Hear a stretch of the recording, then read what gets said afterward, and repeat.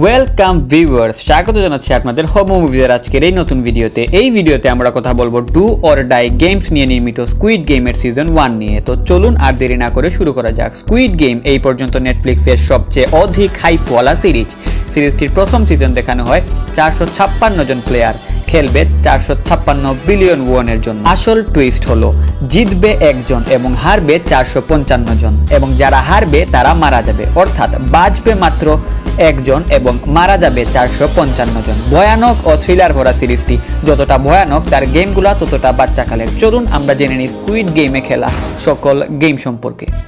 প্রথম খেলাটি ছিল রেড লাইট গ্রিন লাইট, যেখানে থাকে একটি পুতুল এবং সময় দেওয়া হয় 5 মিনিট। পুতুলটি পেছন ফিরে গান গাইবে। গান গাইতে থাকা অবস্থায় সবাই সামনের দিকে এগোবে, ফিনিশিং লাইনের দিকে। যখনই পুতুলটি গান বন্ধ করে সামনের দিকে ফিরবে তখন সবাইকে স্ট্যাচু হয়ে যেতে হবে। এ সময় যদি কাউকে নড়তে থাকা অবস্থায় দেখা যায় তাহলে তাকে মেরে ফেলা হবে। এভাবে চলতে থাকবে এবং শেষ পর্যন্ত 5 মিনিট সময়ের মধ্যে যারা এই রুলস ফলো করে ফিনিশিং লাইন ক্রস করবে তারাই হবে এই রাউন্ডের বিজয়ী, এবং যারা হারবে তারা সবাই মরে যাবে। দ্বিতীয় খেলাটি ছিল হানিকম্ব। এই খেলায় সবাইকে একটি করে হানিকম্ব দেওয়া হয়, তবে খাওয়ার জন্য নয়, নকশা বের করার জন্য। প্রথমে সবাইকে আলাদা আলাদা 4টি লাইনে দাঁড়ানোর জন্য বলা হয়, তারপর তাদেরকে প্রতিটি লাইনে থাকা 4টি নকশার হানিকম্ব দেওয়া হয়। কেউ কেউ পায় সার্কেল, কেউ কেউ পায় স্টার, কেউ কেউ পায় ত্রিভুজ, কেউ কেউ পায় আমব্রেলা। প্রত্যেককে একটি নির্দিষ্ট সময়ের মধ্যে নকশায় কোনো প্রকার ক্ষতি না করে হানিকম্বের মধ্য থেকে নকশাটি বের করতে হবে। যারা নকশাটি ভেঙে ফেলবে, নির্দিষ্ট সময়ের মধ্যে নকশাটি বের করতে পারবে না, তারা এলিমিনেটেড, আর এলিমিনেটেড মানেই মৃত্যু। আর যারা নকশাটি কোনো প্রকার ক্ষতি না করে নির্দিষ্ট সময়ের মধ্যে হানিকম্বের ভেতর থেকে নকশাটি বের করতে পারবে তারাই হবে এই গেমের বিজয়ী। তৃতীয় খেলাটির নাম হলো টাগ অফ ওয়ার। এই খেলায় বেঁচে থাকা বাকি প্লেয়ার্সদের নিয়ে সমান সংখ্যক প্লেয়ার বিশিষ্ট কিছু দল গঠন করা হয়। এরপরে 2টি করে দলের মধ্যে শুরু হয় টাগ অফ ওয়ার গেম।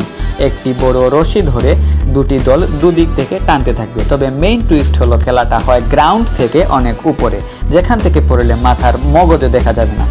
দুপক্ষই রশি ধরে টানবে। এভাবে টানতে টানতে যে দল বেশি শক্তি লাগিয়ে অপর টিমের প্লেয়ারকে উপর থেকে নিচে ফেলে দিতে পারবে সেই টিম হবে বিজয়ী। চতুর্থ গেমটির নাম হলো মার্বেল। এই গেমে অবশিষ্ট প্লেয়ারদের মাঝে তাদের পার্টনার চুজ করতে বলা হয়। পার্টনার চুজ করার পর তাদেরকে নিয়ে যাওয়া হয় একটি প্লেগ্রাউন্ডে, এবং সেখানে তাদের প্রত্যেক জোড়াকে দেওয়া হয় কিছু মার্বেল, এবং প্রত্যেকের পার্টনারের সাথে ওই মার্বেলগুলো নিয়ে কোনো না কোনো গেম খেলে। যে জিতবে সে বাঁচবে, আর যে হারবে সে হবে এলিমিনেটেড। আর এই গেমে এলিমিনেটেড মানেই মৃত্যু। পঞ্চম গেমটির নাম হলো গ্লাস ব্রিজ। এই গেমে প্রত্যেক প্লেয়ারকে তাদের পছন্দ মতো নাম্বারের জার্সি চুজ করতে বলা হয়। তারপর তাদেরকে নিয়ে যাওয়া হয় গ্লাসের তৈরি একটি ব্রিজে। তারপর প্রত্যেকে এক এক করে এগুতে হয়। প্রথমে যাবে 1 নম্বর জার্সি পরিহিত প্লেয়ার, এবং সবাই তাকে অনুসরণ করবে। তবে টুইস্ট হলো গ্লাস ব্রিজের কিছু গ্লাস আসল এবং কিছু গ্লাস নকল, অর্থাৎ নকল গ্লাসে পা দিলেই গ্লাসটি ভেঙে নিচে পড়ে যেতে হবে। এবং এই গেমটি টাগ অফ ওয়ার গেমের মতো গ্রাউন্ড থেকে অনেক উপরে খেলা হয়, অর্থাৎ নিচে পড়লে মাথার মগজও আস্ত থাকবে না। এভাবে আসল আর নকল গ্লাস চিহ্নিত করে করে যারা নির্দিষ্ট সময়ের মধ্যে ব্রিজটি পার হতে পারবে তারাই হবে বিজয়ী।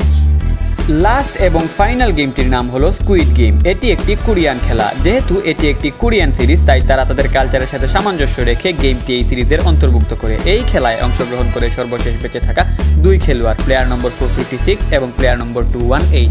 তারা খেলে স্কুইড গেম, এবং শেষ পর্যায়ে আমাদের হিরো প্লেয়ার নম্বর 456 তার অপোনেন্ট প্লেয়ার নম্বর 218 এর জীবনের ইতি টেনে বিজয়ী হন এবং জিতে নেন 456 বিলিয়ন ওয়ান। তো এই ছিল আমাদের আজকের এই video A to Z about squid game season 1 এর সকল গেম। তো এরকমই সব ওয়ার্ল্ড ক্লাস মুভির রেকমেন্ডেশন পেতে অবশ্যই আমাদের হোমো মুভিজ চ্যানেলটি সাবস্ক্রাইব করুন, এবং এই সিরিজের সিজন 2 যদি আপনারা চান তাহলে অবশ্যই কমেন্ট বক্সে জানান। ধন্যবাদ।